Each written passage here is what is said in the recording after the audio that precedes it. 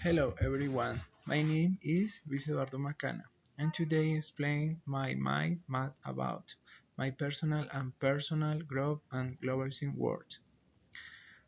One of the most important experiences in my life has been become a member of Colombian Army and working on the Nueva Granada Military University.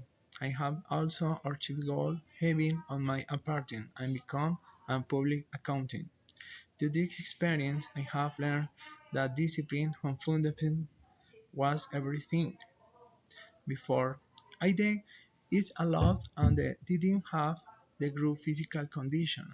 Now I'm healthier and stronger. My habits and the knowledge have improved over time. I'm very special traditional of mine in the wearing together in December, the celebrating New Year. The most important vows for me are respect and loyalty. While technology helps in the understand the more deeply is the unbiased like giving false information, but sometimes have errors. Artificial intelligence helps optimize processing, and I want to learn more about information system. My main goal is to grow as a lawyer from Nueva Granada Military University.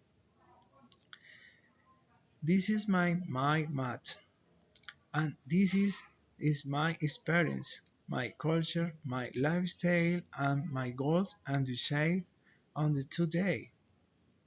Thank you for watching.